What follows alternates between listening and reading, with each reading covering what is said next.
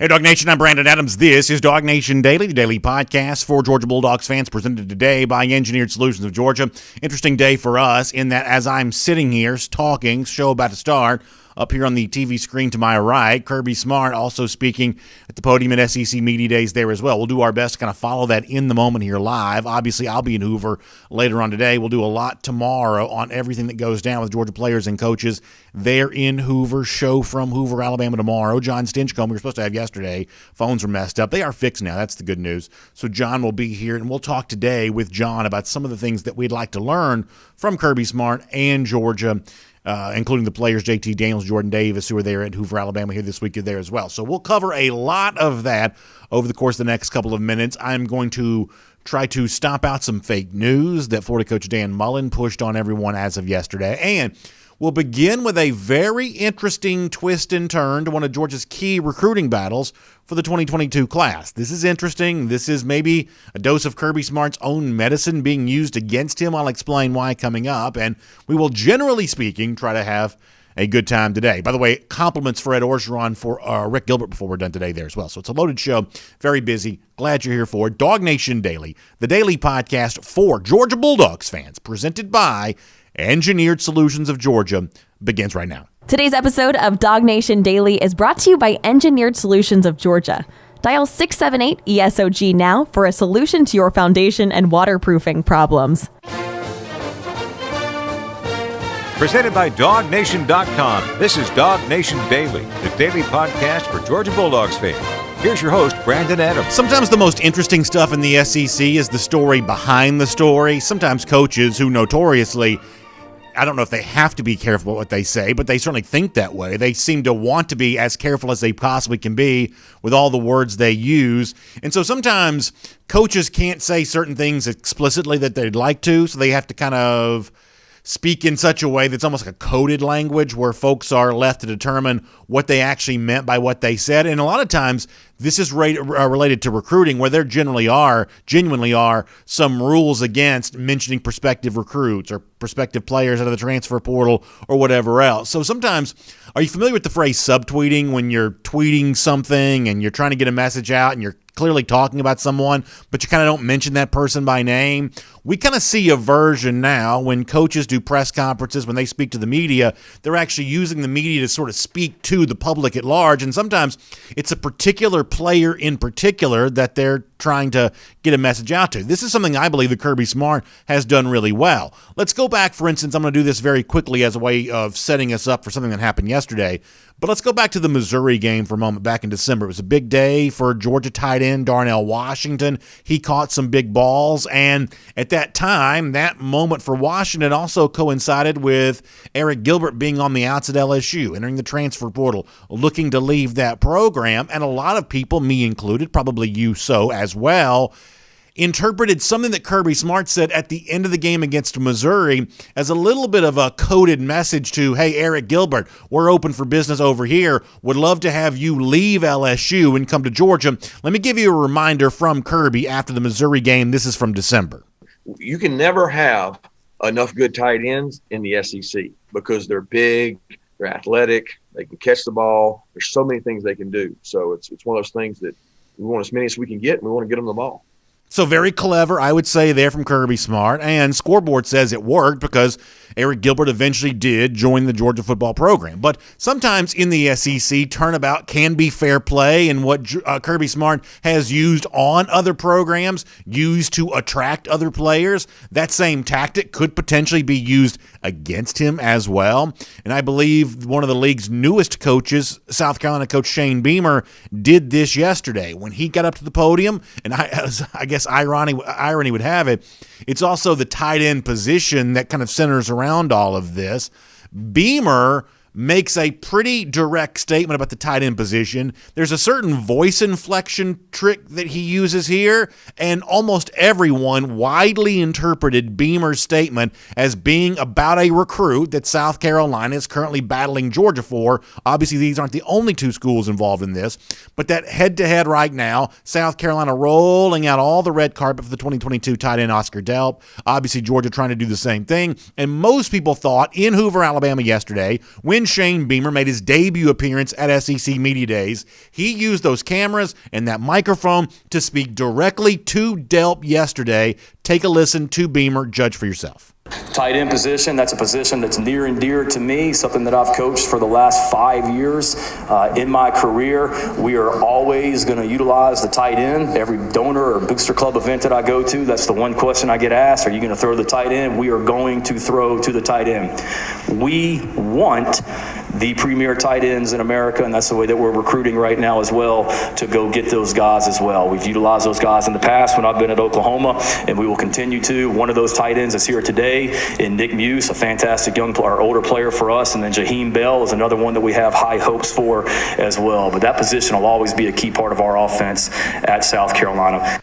This is one of those things where if you inject SEC news intravenously, you kind of know what Beamer did there. And if you're a little bit more of a casual fan, maybe you kind of miss that. But the voice inflection part of this is near the very end when Beamer goes, "We want," pause. I believe that's what salesmen call an embedded command, that when he gives you the "we want," that's thought to be a little bit of a play on the "we want Delp" stuff. There was a lot of folks in South Carolina that were doing a Delp wanted type campaign.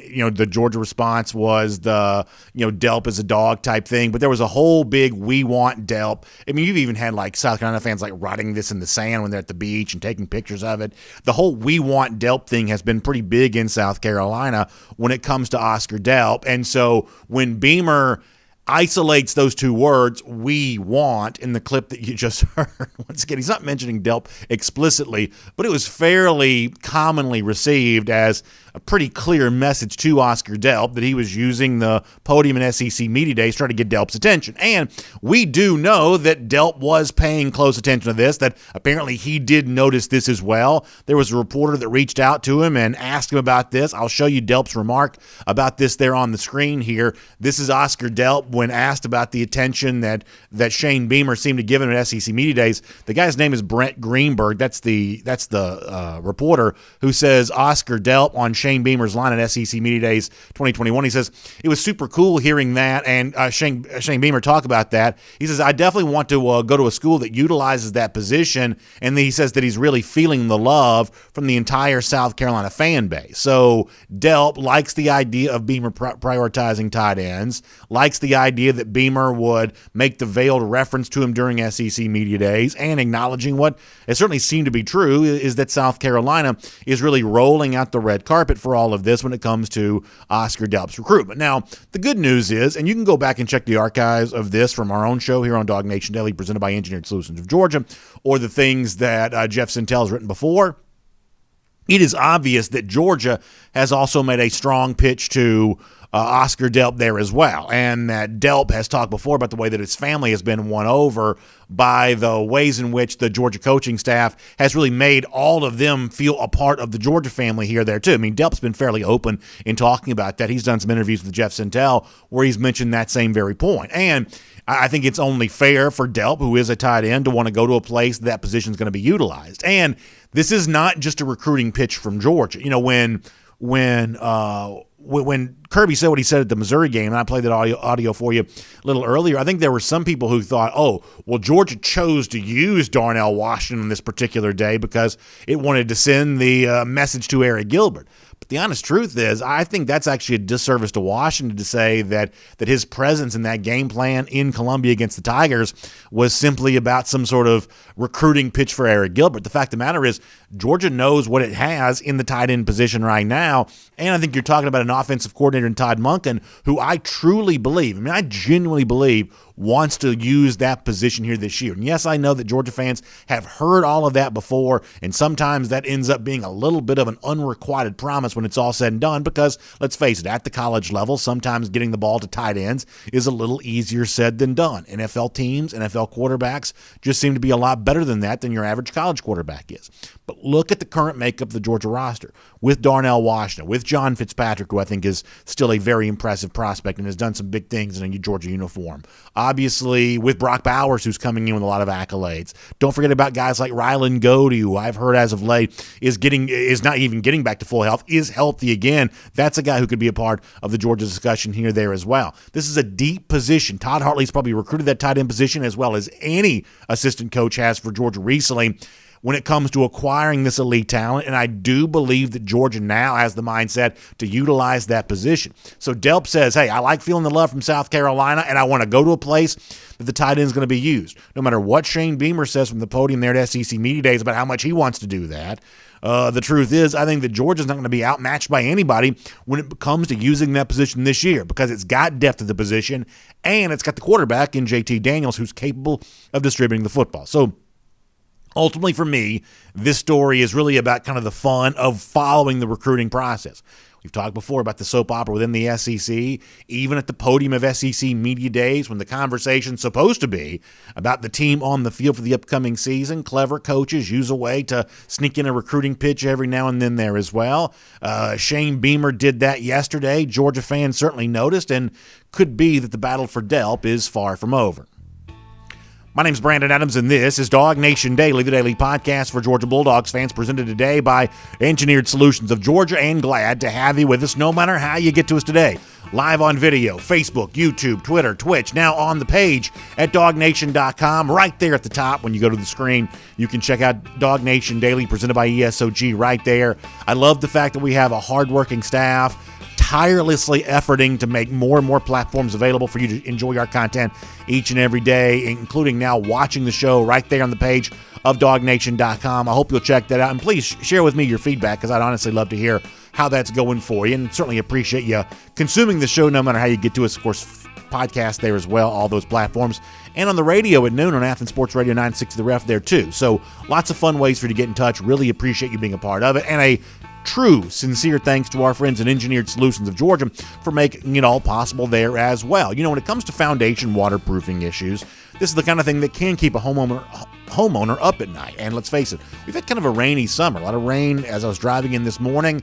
And when you have that rain, it makes you think about sometimes those waterproofing issues. You see that water creeping into your house, basement, crawl space, garage when it's raining. Maybe some of you have even noticed the way in which it's caused your house to settle in kind of a weird way. You see cracks in your walls.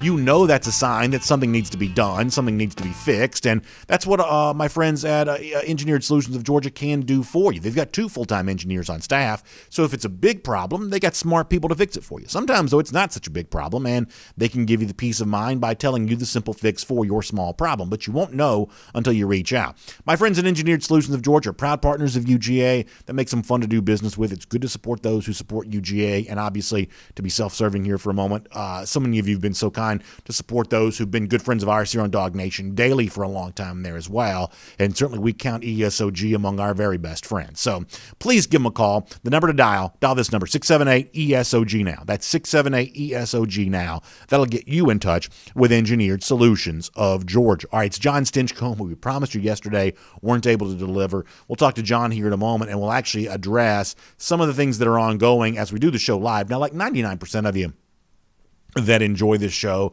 actually don't watch it live. You can't listen to it live unless I guess you just put the video platform on and listen to it that way. But like 90-something% of the audience is going to be an audience that watches or listens after the fact here. So, but for those who are watching live, Kirby's actually speaking as we are doing the show here today. So we'll get some thoughts on kind of where things stand with Georgia, this early look ahead to the season with Smart.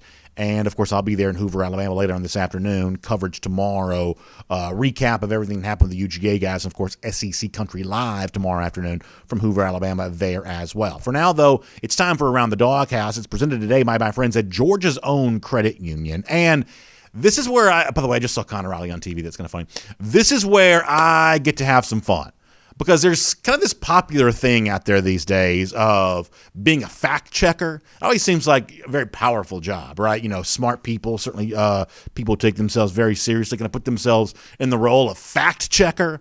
Well, I get to be fact checker right now, and I get to squash out what I believe is a little bit of fake news from Florida coach Dan Mullen. So I'm about to give Mullen 4 Pinocchios for what he said yesterday that was an incredibly erroneous statement at SEC Media Days. Let me show you the tweet here.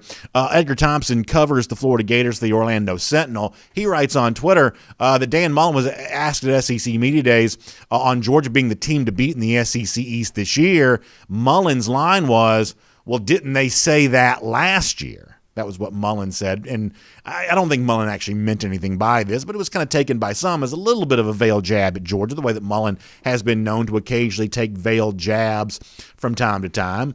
But it is important to note, though, that what Mullen says, hey, wasn't everybody talking up Georgia last year? Wasn't everybody doing that?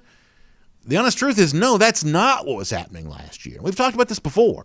Last offseason was the summer of the Florida Gators, that you couldn't go anywhere in media without hearing all kinds of just effusive praise for Florida. Dan Mullen in particular, what the Gators brought to the table here for that upcoming year there in 2020. Now, it turned out that Florida did win the SEC East, so you can't say he was all incredibly wrong. But this idea that no one was talking about Dan Mullen's Florida Gators a year ago, here is a quick reminder from the media from a year ago, this time last year, just how not true that really was. Take a listen to this. I think Florida's definitely a contender this year. The Florida Gators are the team to beat in the SEC East. I look at Florida and I go, it's got to be now. Kyle Trask, possibly the best quarterback in the league. They've got an outstanding quarterback in Kyle Trask, who not enough people talked about this past season and the success he had with Dan Mullen. This has got to be Florida's year because of Kyle Trask, his development. The defense is going to be stout, particularly in the secondary. Florida's going to be better defensively. They have one of the best defensive coordinators in the country. I think Florida's in a prime position to get back to Atlanta in 2020. So that was all from summer of 2020, like late spring, summer of 2020. That was all the things that were being said about Florida a year ago. So for Dan Mullen to step up to the podium and say, hey, nobody was picking us last year. No, I just gave you a handful of fairly well-known voices, certainly recognizable faces around the college football media sphere, and they were falling all over themselves to praise and show love for Dan Mullen. So what Mullen's not going to be able to do coming into this season and say, oh, this year is just like last year where nobody's picking us, nobody thinks anything for us. This is Dan Mullen, I believe, intentionally trying to do something that I've warned you about a couple of times here in the show as of late, where you don't want those people this year saying, not top 25 team, Florida's going to, kind of fall off the radar or whatever else. That's setting the bar low so that it doesn't take very much to leap over that. That's not what you want for Florida. And I believe what you're seeing from Dan Mullen there, what you're hearing from Dan Mullen there is an intentional attempt to do just that, to say, listen, we've had to replace a bunch of guys before. If we had SEC Media Days a year ago, in fact, Mullen said some version of this yesterday, folks would have been talking about the guys we had to replace off the 2019 team and so essentially shrugging off the need to replace Kyle Pitts and the need to replace Kadarius Toney and, maybe even Kyle Trask there as well. And obviously, I think this is Mullen's attempt to set up a phony narrative, because the truth is that even in a year in which Florida exploded offensively, still, as many of you are aware, lost 4 times, including the final 3 games that they played. So I think that yesterday you saw something kind of interesting from Mullen in the way that he almost kind of took on kind of a phony bravado. I think we see this from Dan from time to time. He tries to be Steve Spurrier. He's just not. He tries to be his old boss, Urban Meyer. He falls flat on that there as well. He was far more complimentary, for instance, of Emory Jones yesterday during SEC Media Days than he was at the end of spring practice. So yesterday was Mullen, I believe, his attempt to kind of put on a persona. I guess you can decide for yourself how well it worked. I think for some, it kind of left just a little bit to be desired, but the whole notion of nobody was picking Florida a year ago, we have the receipts to prove just how not true that is. That's Around the Doghouse. It's presented today by our friends at Georgia's Own Credit Union. I want to talk to you about Georgia's Own Visa Signature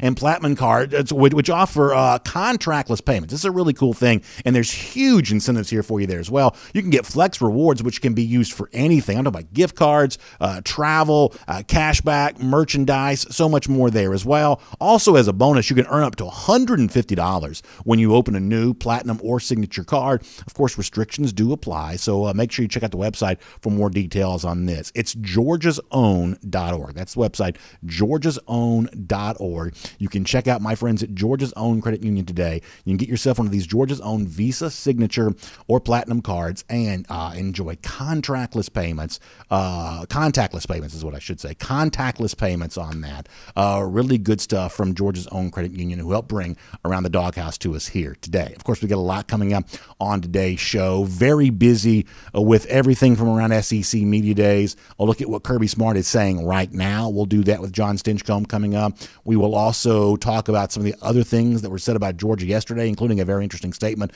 from LSU coach Ed Orgeron on Eric Gilbert. So we'll cover all of that on the way. It's DawgNation Daily, presented by Engineered Solutions of Georgia. Let's enjoy John Stinchcomb right now.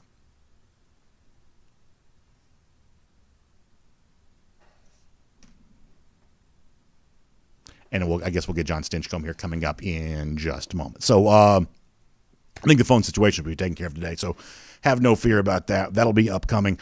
We'll talk to John Stinchcomb and have a lot of fun with him.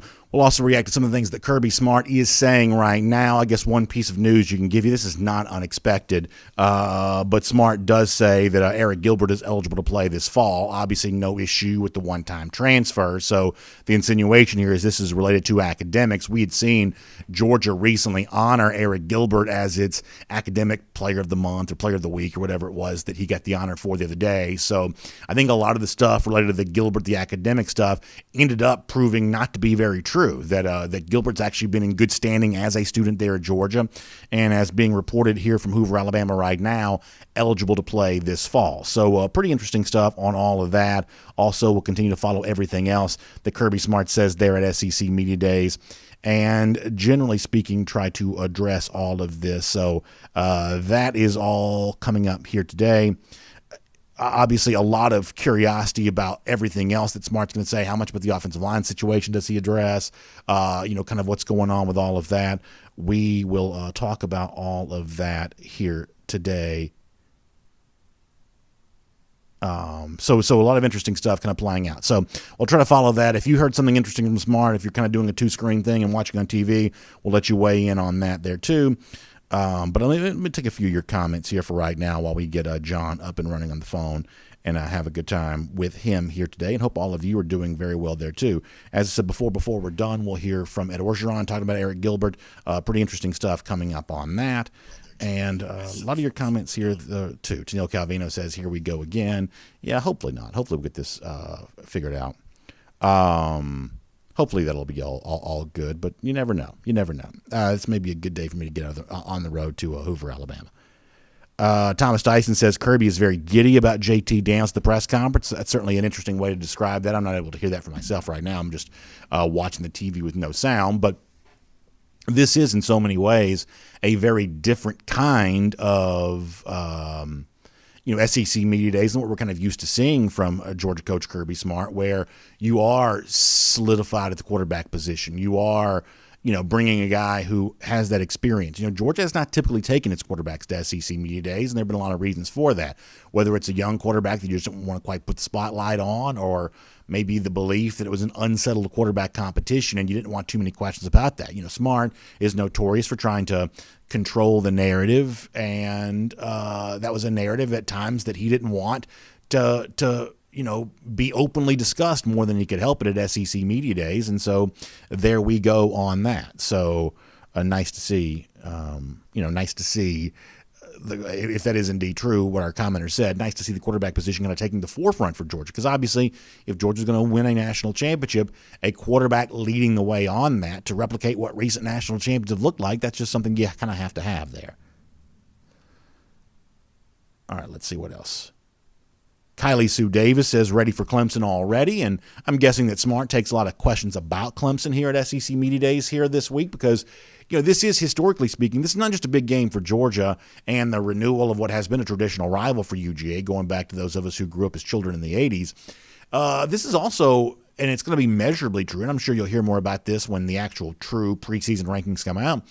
This is about the biggest week one opener we've ever seen in college football. I think there's only been one instance previous to this where you've had teams ranked in the top 4 of the main preseason polls to play in week one. It's a few years ago as Smart now walks away from the podium there at SEC Media Days. So his first big appearance here for the week is now done. But as I was saying, when when the official polls come out, we could see both these teams ranked in the top 4, something I believe that's only happened one time previous. A few years ago, you had Florida State and Alabama playing as top 4 teams to begin the season. So there's good reason for Georgia fans to be excited about this game. Historically speaking, it's one of the biggest we've had, for sure. All right, let's see what else is going on here in the comment section for a moment as we scramble to hopefully get John Stinchcomb ready to go. Mark Denton says, I sound fired up this morning. Yeah, listen, I'm excited about the season and looking forward to SEC Media Days. I think it's all a lot of fun. This time of year is great. It's a great time of year. All right, let's see what else. Levi rushing on the subject of Georgia being in the building here right now. That's always a fun thing to see. So it sounds like we're going to work to get John Stinchcomb ready to go here. Sounds like a little bit of a scheduling conflict right now. We'll try to get all that figured out. So it's been kind of a wild week all the way around here, and so good times to be had by all. Good times to be had by all. So why don't we do this? Let's move on for now. Let's handle some of the rest of the show here for a moment, and we'll see what other kind of curveballs we can throw at you before the week is done. The good news is tomorrow we'll be in Hoover. We'll be doing the show from there, and nothing ever goes wrong when you do a show outside the studio. So that's the one thing we can say with full confidence is being in a hotel and trying to do the show away from home, there's never been a mishap or any kind of weird thing happen in a situation like that. So we'll breathe a sigh of relief as we head towards that all the way around. All right, so let's do this. Let me roll through SEC through. I'll do a little bit more on some of the stuff that we saw and heard from yesterday. And let me let you hear a little bit on Ed Orgeron talking about Eric Gilbert. We'll kind of close the show. We'll wrap it up the way we normally do, but don't go anywhere because we'll come back. We'll get ready for an R.S. Andrews cool down, and we'll try to do John Stinchcomb there as well. And then for like our radio and podcast, we'll just put it all back together, make it nice and neat and clean the way that it's supposed to be, because I'm guessing we'll hear from John before it's all said and done. But we'll have to take care of all that first. So good stuff. Thank you for being here. Always appreciate your patience, and I appreciate your sense of humor about the fact that from day to day, you just kind of never know what's going to quite happen. So good stuff there. Thanks for being here. It's DawgNation Daily, presented by Engineered Solutions of Georgia. Let's roll along with the rest of the show here for now. Let's take a look around the rest of the league. This is SEC Through. All right, a lot is going on in SEC Media Days. We want to try to cover all of that for you as we roll through here. I'll also tell you this, that many times on a Tuesday here on our program, that means Connor Riley will do a Kroger Fresh Take with him. We are going to catch up with Connor a little bit later on this week, but not quite today, just given the fact that he's in Hoover, Alabama, and everything's going on the SEC Media Days. So later on we'll hear from Connor, but of course I want you thinking Kroger Fresh Take here on a day like this there as well, because Kroger's got those A-plus deals for you as we get ready to go back to school here. It's your one-stop shop for everything that you need, whether it's savings on the school supplies like the crayons, the notebooks, or the book bags or the lunch boxes or the stuff to go in the lunch boxes for snack and everything else. You got picky kids like me.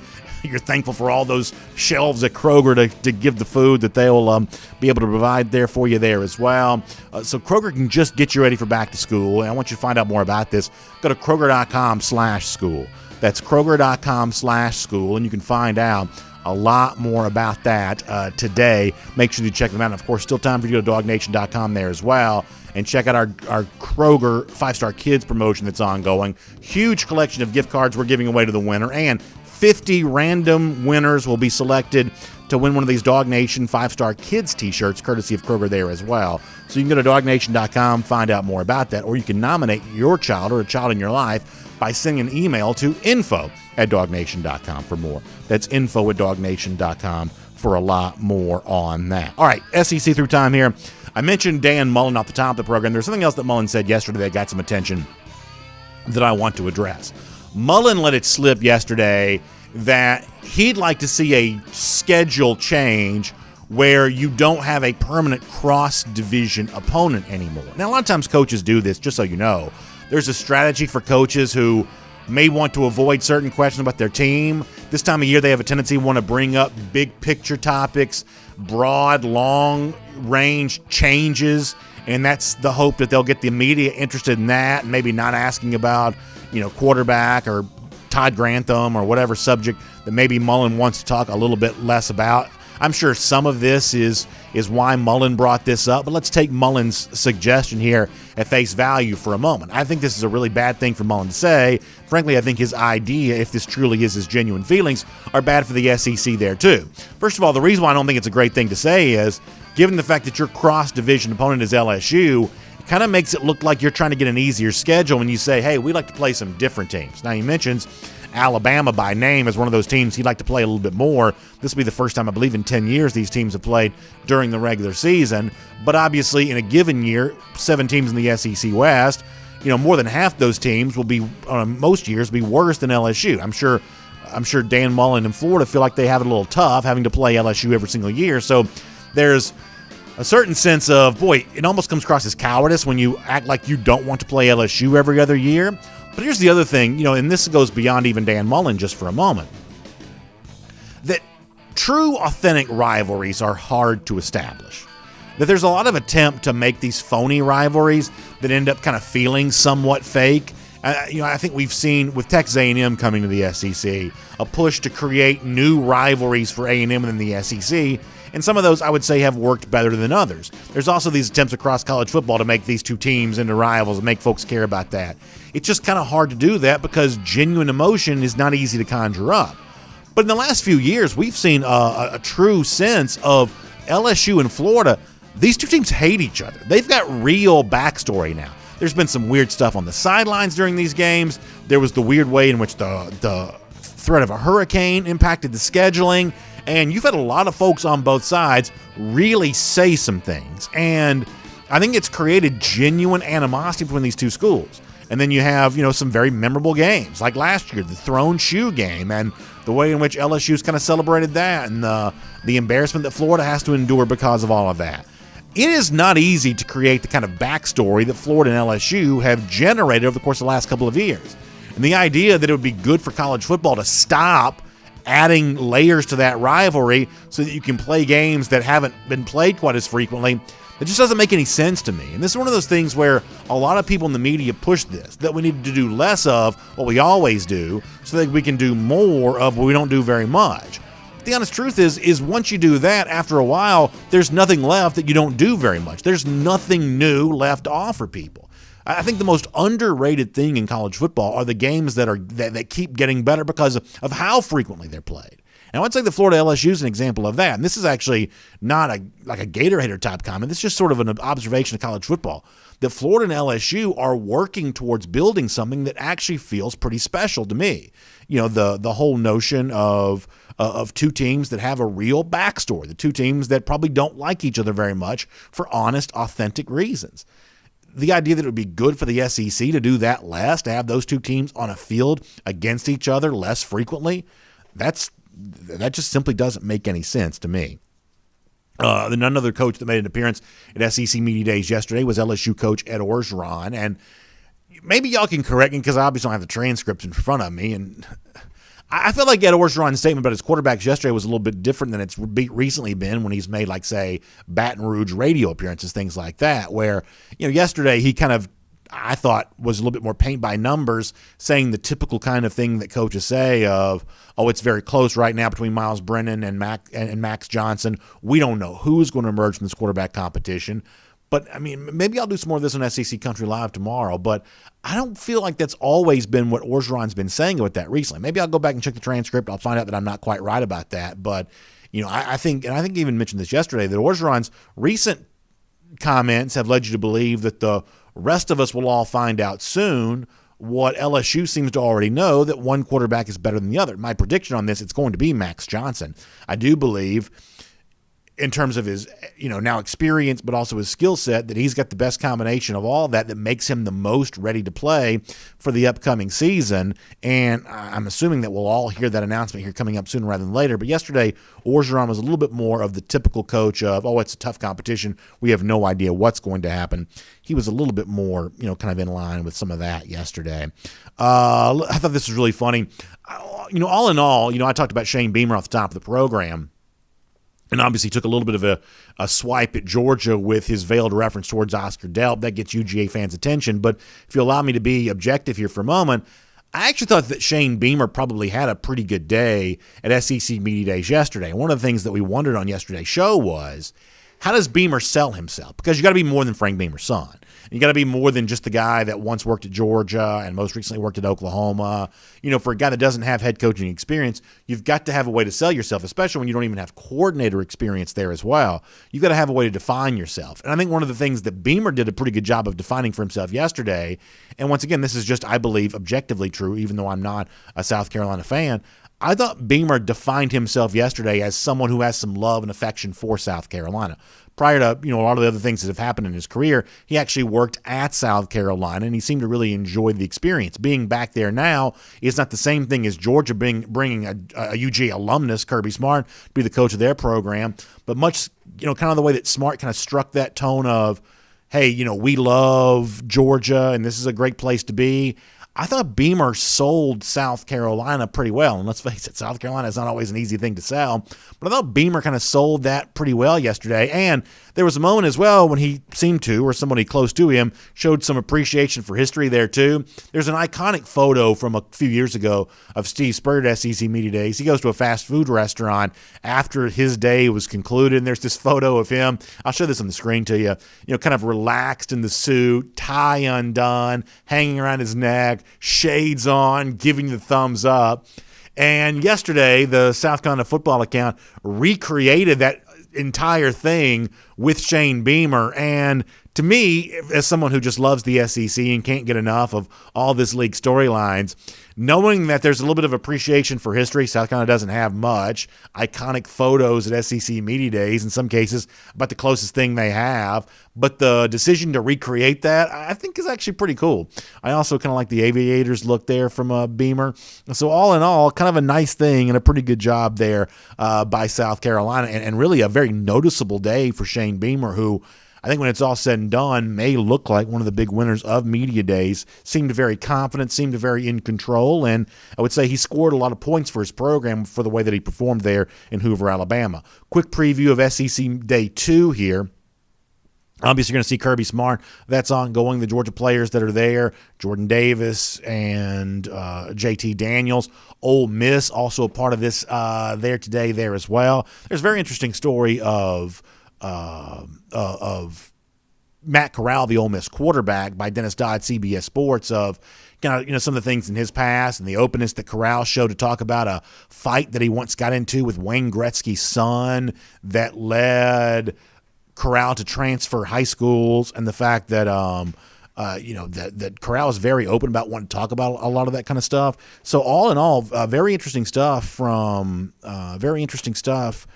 Matt Corral in discussing all of that yesterday, and we'll see how much more of that he gets into today as one of the very few quarterbacks. There are only 3 quarterbacks coming to SEC Media Days this year, 2 of them coming on the same day with both Corral and JT Daniels. So pretty interesting stuff there on that front.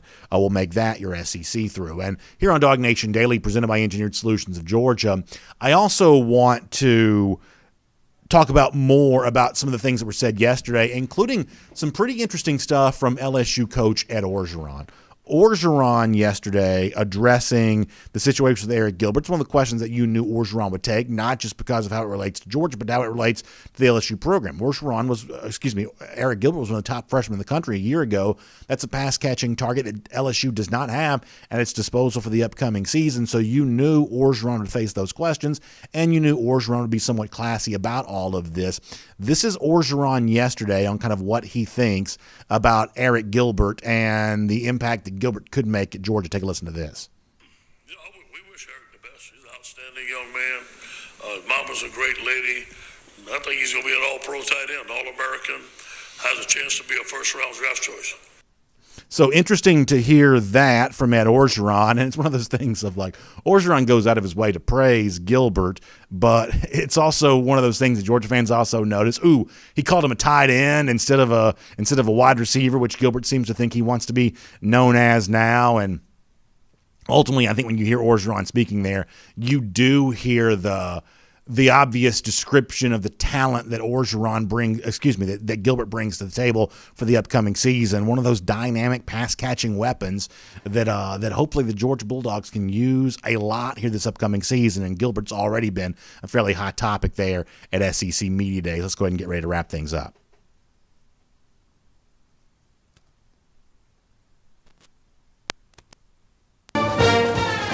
All right, so good stuff there. Ed Orgeron talking about Eric Gilbert, and obviously Kirby Smart here on this Tuesday. He's already talked about plenty about Eric Gilbert there as well. So very interesting to see all of that. And, of course, we like to have conversations around here, too. And one of the things we like to do is our Gatorade roll call. We took our jabs at Dan Mullen early in today's show, a golden shoe winner to be given out for very much the same thing. Our buddy Mad Dog yesterday, Dan Mullen was asked about the Darth Vader costume that he wore after the Missouri game a year ago, and he almost came across like he actually didn't know that much about Star Wars, which makes you wonder why he even dressed that way. So Mad Dog comes on Twitter to say, when your Vader costume ain't what it used to be, and you see the Mullen as Vader on the one side and then the burned version of Anakin Skywalker on the other. Very clever stuff there from Mad Dog.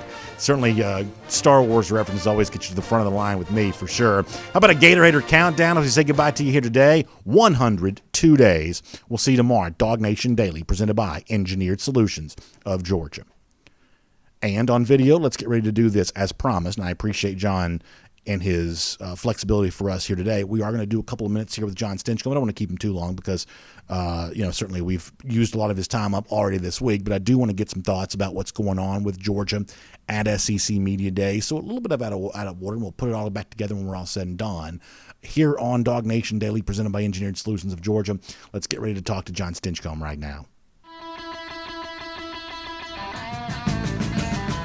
From Athens and across the SEC or wherever the recruiting trail may lead, here's a DawgNation.com insight. It is not John's normal day, but after some technical difficulties yesterday, John good enough to spend some time with us here today, right in the middle of Georgia making its appearance at SEC Media Days. John, your time is always so precious to us, so we appreciate you sharing it with us, and hope you're enjoying what to me almost feels like the unofficial kickoff to the start of the season. Coaches, players talking there at SEC Media Days.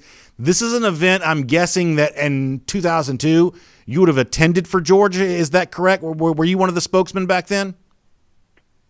Yes, sir, and it's good to get connected again. I know we were having some trouble making it happen, so I appreciate y'all working with me to get me back on the air. But yes, so back in 2002, I know Boss was there, I think Terrence Edwards and Coach Rick, so it was quite the circus. What is it like having all those microphones in front of you, cameras in front of you? It's a little bit different now because, in a normal SEC Media Days year away from the pandemic, there are these small tables the players sit at, and you can really get a crowd of folks around them. For now, and this is kind of inside baseball, but for now, the players are only sitting at a big podium far removed from the throng of media. What's it like when you really, I'm sure, get a little claustrophobic when that group of cameras and microphones and everything just sort of starts to huddle around you? What's that like?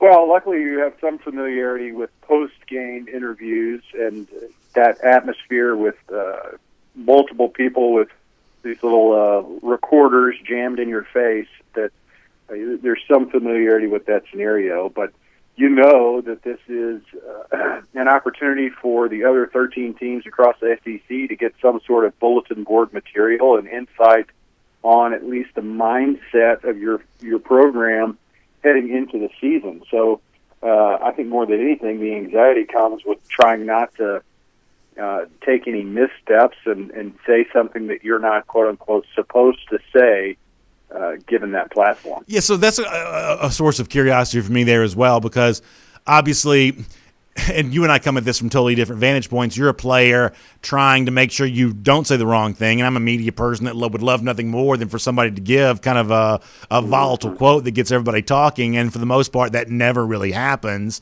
You almost have to sort of spin something that wasn't too salacious to even get anything that even moves in that direction from time to time. So do they coach you? Is there a meeting before the meeting where they tell you what not to say, or do they only choose players who kind of already know what not to say?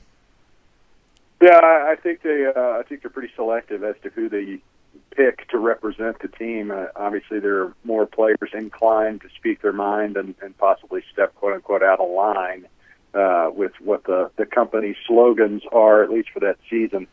But as a player, I think just in generalities what areas are hot topics and where landmines might exist for you heading into that space. So no different for this year for Jordan and JT. I'm sure they were prepared with Claude Felton and his team as to some issues that might be brought up, and there's some sort of prep work that goes into let's at least have the right information. They don't tell you what you can and can't say, but they certainly do want you to be informed and aware, so you're not blindsided by certain questions that come up. Similar to the discussion about Coach O, I'm sure he was fully expecting someone at some point to bring up the litigation that's still pending in that situation down at LSU. So there is prep work that goes in place, but nobody's behind the scenes saying, "Hey, you can't say this,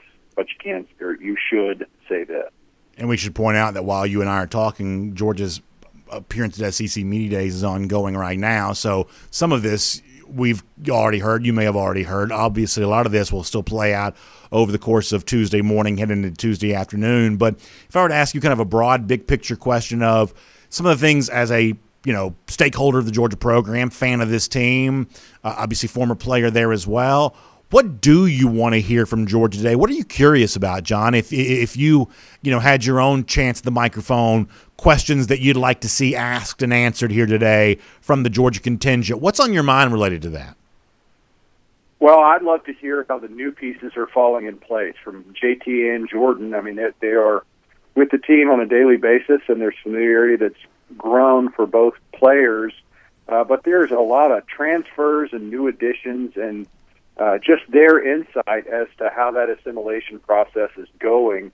With the loss of George Pickens and the wide receivers, what better candidate or individual to tell us the strengths and weaknesses of the players as we add them across the wide receiver core, and the role that Eric Gilbert can play. Is it more of that slot? They make a big deal out of that. Is he a wide receiver? Is he a tight end? Watch half the routes that George Kittle runs in the NFL, and he's in a slot receiver role, if nothing else, and as a stand-up tight end. Now, he's got the ability to do both, and I think that's what the flexibility that really across the board the Georgia tight ends have. But those are the kind of insights that I want to hear. I'd like to hear from JT what that growth process has looked like with him and Coach Monken, where you have an entire off-season as the number one guy.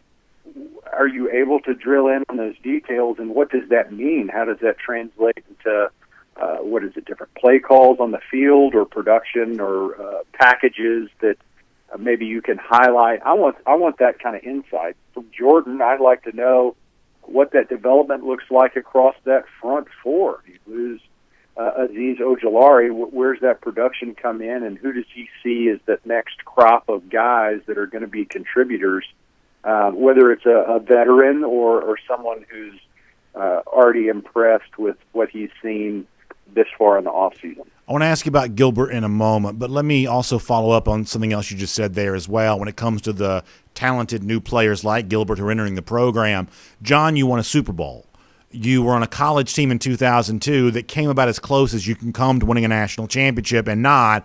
I mean, that was clearly a playoff-worthy team in 2002. Had there been a playoff, Georgia would have been, I believe, included in that. So you know what it's like to have big-time team success. In fact, you've had the highest team success anyone can enjoy, bringing home a Lombardi trophy.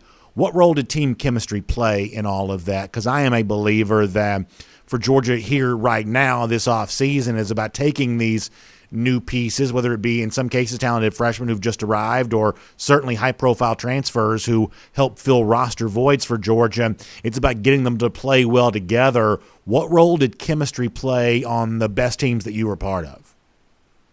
It is vital. For any team success, and football is the ultimate team sport, you have to have that chemistry. You have to have a locker room, and I think it starts with leadership. You have to have leaders in the locker room that create the identity and create that atmosphere that demands a certain standard. And listening to Stingley talk about LSU's chemistry from last year and results in a 5-5 season, it just speaks to the necessity that team chemistry has for successful teams. I've mentioned on this show multiple times that 2000 season, Georgia was probably the most talented on paper football team that I played on for a particular level, but it didn't result in success, and I think chemistry and leadership has a lot to do with it. And they play hand in hand. When you have great leaders where people buy in and respect those that are leading the charge, it creates for great chemistry, and you get some synergy from your parts. I mean, the sum is greater than the pieces, and that's what great teams have. And I've been a beneficiary at every level, whether it's state championship, SEC championship, a 13-1 season, or when we won the Super Bowl back in 2010. So team chemistry is a must for success. It's interesting to hear from JT Daniels at SEC Media Days right now that he says he's been asked about Eric Gilbert more than any other topic so far in speaking to reporters, which I think is kind of interesting. And on that subject here, we heard Ed Orgeron a little earlier, make the not comparison, but made the statement that, hey, he's a great tight end. A lot of Georgia fans say, no, now he's a wide receiver. And, John, this is just my opinion, but that's what I'm going to give you, that I think a tight end that could be a wide receiver is more valuable than a wide receiver that could be a tight end, if you follow my drift on that. Obviously, Gilbert wants to play the receiver position, and I believe he's athletic enough to do so. But, this notion that he should never play tight end and never line up in the middle and never use that physicality that God has given him, I think it'd be a mistake to say that's not going to be a part of his repertoire there at all, because you mentioned George Kittle's name a little earlier. You could cite all kinds of other examples there as well, that a big-time tight end is a very difficult thing for an opposing defense to deal with. And so I understand why Gilbert doesn't want to be a tight end exclusively, and Georgia's very deep at that position if Gilbert never lines up there. But a tight end that could be a receiver is a pretty valuable commodity around these parts, and I think that's what Gilbert could still be for Georgia if that's how Todd Monken chooses to use him this year. Do you agree with that?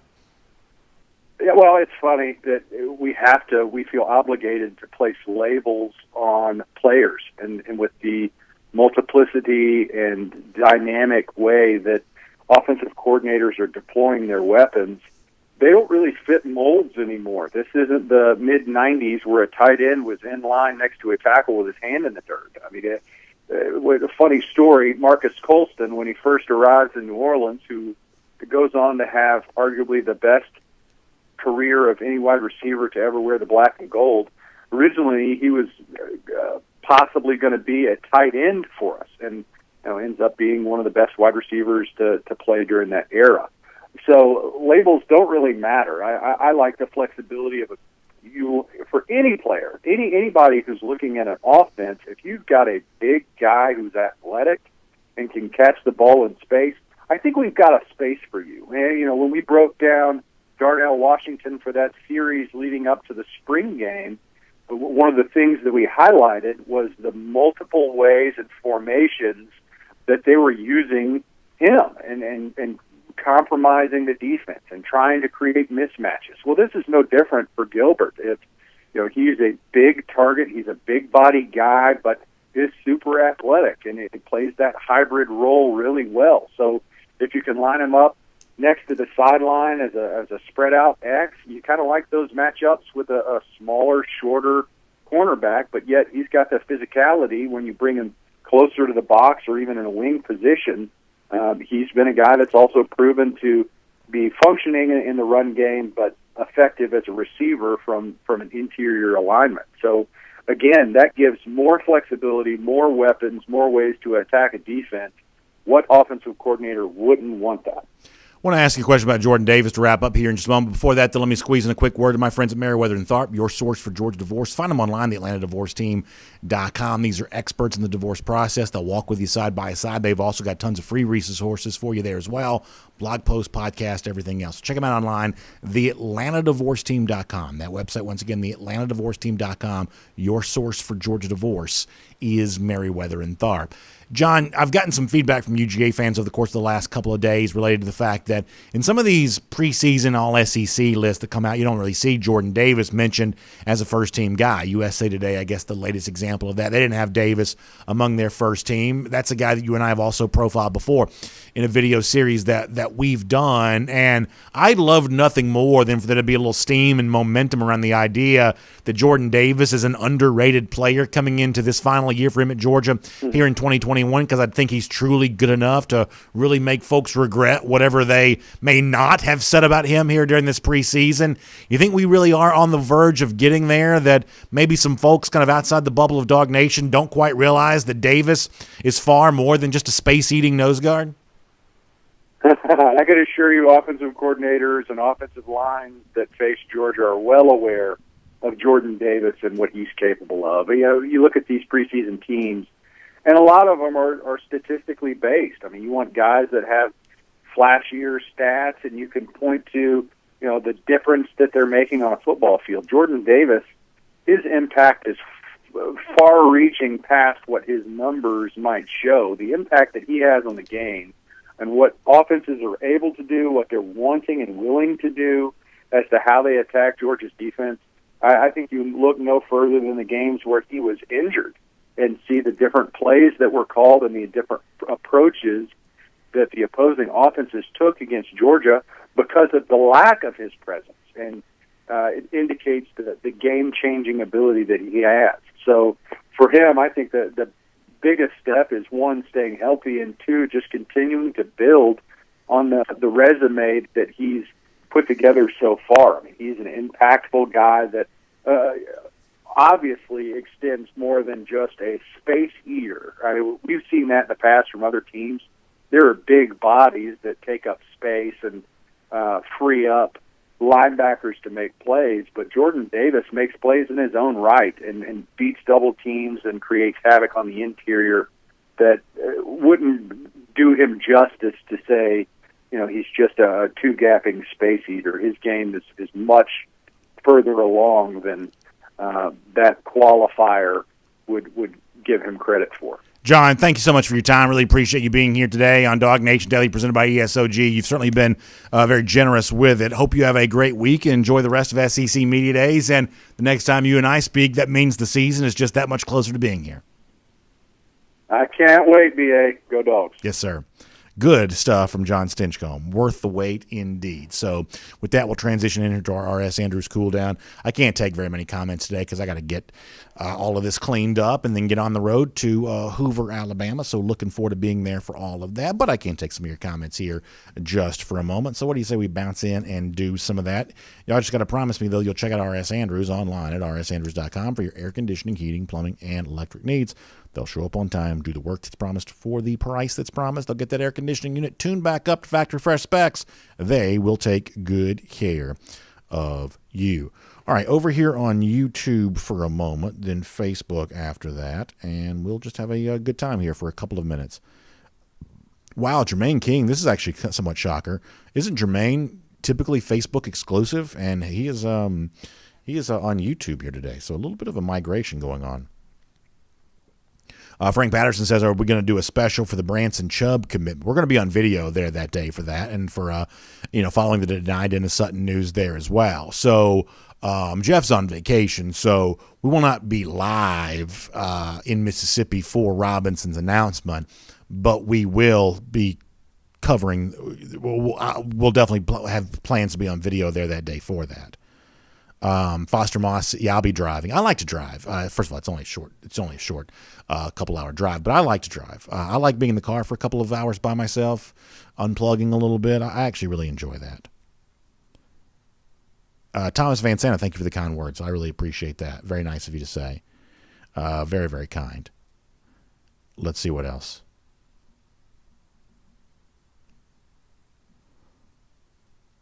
Jay Shipes predicting that Bear won't stay at Texas A&M after their fourth loss. So Jay doubling down on his doubts of Texas A&M. We'll do our official predictions at some point this week. Thomas Tyson says Jordan Davis can body slam a Buick. That's very funny. Oh, Groon D checking in to say, I didn't see anything exciting about UGA tight ends last year. Washington is huge, but nothing to show for so far, only hype because of his size. See, Groon, this is where you try too hard. And I respect your attempts at trolling, but this is a try hard. And you got caught doing it in the fact that Washington was a true freshman a year ago. And Washington on this show, leading up to the start of his freshman season, was treated as a little bit of a project. This is not a guy like Eric Gilbert, who in high school was playing with a Harrison Bailey, an SEC caliber quarterback. That's not quite the high school experience that Darnell Washington had out in Nevada. That Washington's development coming somewhat late in the year, but Washington's development being a big target in the Missouri game, being a big target in the Cincinnati game, actually probably happened a little ahead of schedule. So I know that you're alluding to the fact that Georgia fans have wanted to see big performances in the time before and haven't gotten it. But there is far more tangible proof about this group this year than what you've seen in the past there. But nice try nonetheless. Let's see what else. On the Facebook side of things. Jason Glausier says if Jeff is on vacation, do we really have a chance of getting him? Usually he's there for the big decisions. I think Jeff's vacation is more related to just typical scheduling stuff on the family side of things. I don't think that Jeff's vacation should be taken as any kind of indication that things aren't looking good for Branson Robinson. If for no other reason, Jeff's just not quite that organized to have it all planned out quite like that.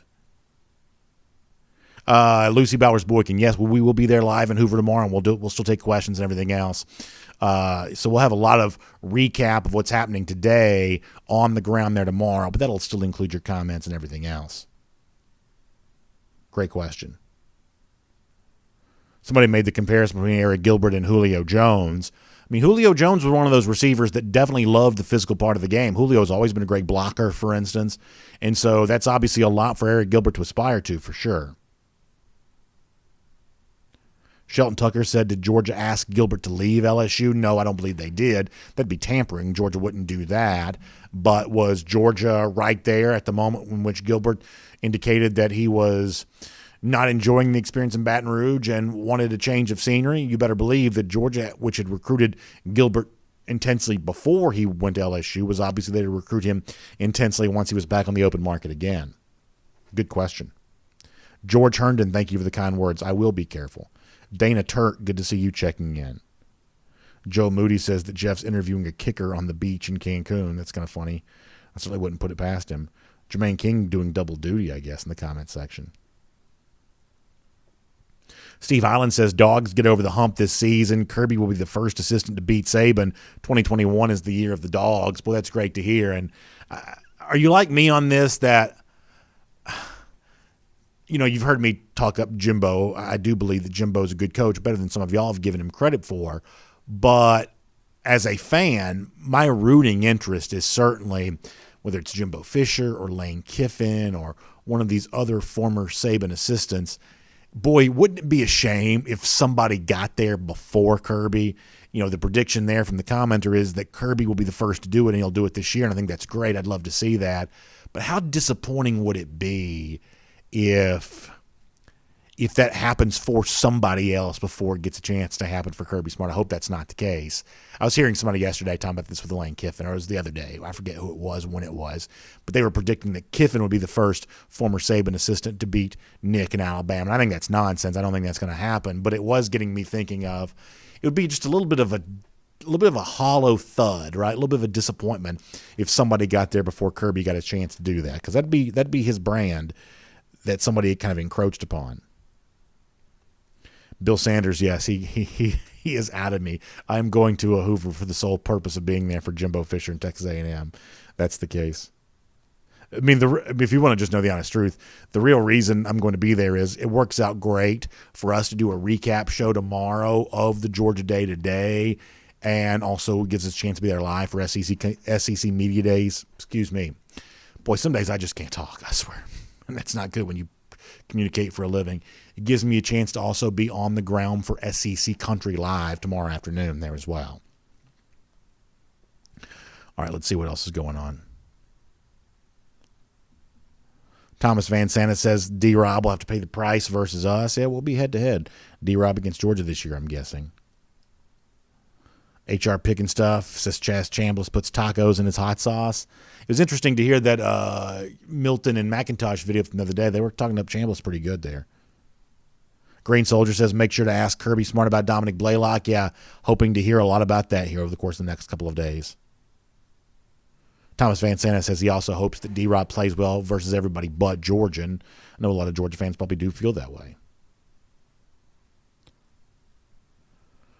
Frank Patterson also wondering about if Kirby was asked about Blaylock. I don't have anything on that as of yet. I guess I do have some stuff here on NIL. He says that SEC teams are kind of under the same parameters when it comes to recruiting. He says federal regulation would be nice across the country. Not everybody is playing by the same set of rules. So that's echoing what we've heard, for instance, Nick Saban say before about hoping for kind of a level playing field and all of that. And he says Jordan Davis, this is Kirby about Davis, wants to move up the draft board, loves the college game. He also wants to play in Charlotte, his hometown, for the start of the upcoming season. That's cool to be able to hear. And mentions Mike Bobo as offensive coordinator, calls him a dear friend, close to the family. Excited for him to be in the SEC, and I'm glad to get him back this way, so he's looking forward to that. They are, I think, truly, genuinely friends. Also mentions that Georgia's above the 80% threshold for vaccines, at 85% and pushing for 100.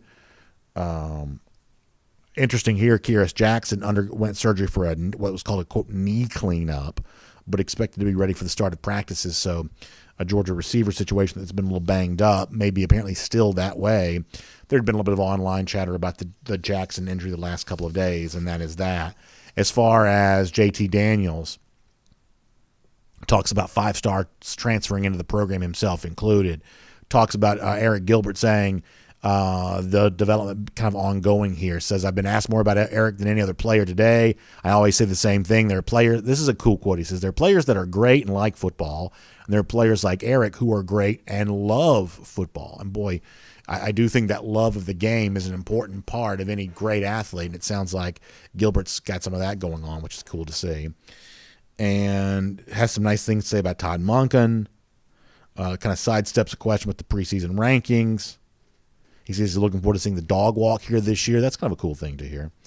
Nice to hear that from JT Daniels. Enjoying having an entire spring practice this year, something that he did not have, obviously, a year ago. And looking forward to that week 1 game against Clemson. So that's some of the stuff from JT Daniels right there. Let's take one more lap around the comments, and then we'll get ready to go for today. Over here on, let's do Facebook and then YouTube. Shelton Tucker on the pressure that exists around the Clemson game, and there's no way to sidestep that. Obviously the season is not lost. You can bounce back from that. You can run the table in the SEC and still make the college football playoff. But I'm telling you right now, as someone who will be tasked with the job of selling that will not be an easy sell in the immediate aftermath of that. We just know that. So that's the Connor tweet about what Daniel said. I can't quite see the screen because it's kind of behind the camera. He says, it's cool when they say you're great. It's cool when they say you suck. So that's JT Daniels right there from SEC Media Days a moment ago. So interesting stuff there on that. Daniels being asked about those preseason rankings and kind of what is kind of said there. All right, a couple of other things. Anything else before we go? Steve Hyland says pressure is a privilege. You better believe that.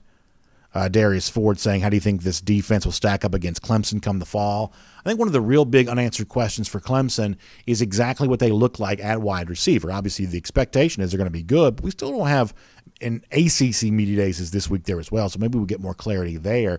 we still don't have full confirmation about Justin Ross's status to return right now. And, there are a lot of – there's not a lot of rushing yards left in that Clemson program or, big-time receiver yards left over in that Clemson program from the 2020 team that they've got, guys like Joe Ngata and other young guys who are expected to break out. But the Clemson, I've said this before on the show, that the Clemson receiver situation is still a little bit unproven, at least compared to what we kind of typically used to expect from Clemson. So,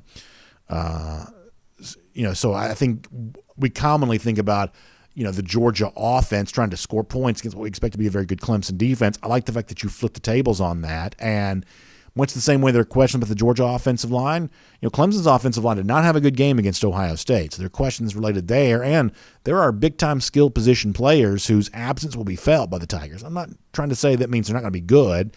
The guys that step in because they are Clemson players will likely have good seasons there too. But this is not a team that's fully proven on offense right now, and I think it's important that be a part of whatever preseason chatter exists about that upcoming game. So appreciate you being here. DawgNation Daily, presented by Engineered Solutions of Georgia, our R.S. Andrews cool down as well. Find them online, rsandrews.com, for your air conditioning, heating, plumbing, electric needs. Also make sure you check out the Atlanta Journal-Constitution online at ajc.com.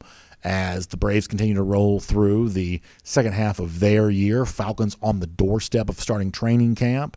Obviously, the Hawks getting ready for the NBA draft. Really good stuff from Steve Hummer there as well at ajc.com, looking back at the 25th anniversary of the Olympics coming to Atlanta. One of the real transformational moments in the history of our city for those of you that live in Atlanta, and the kind of thing that the impact is still being felt from. And you can notice that, and you can kind of see, what has changed, what maybe hasn't.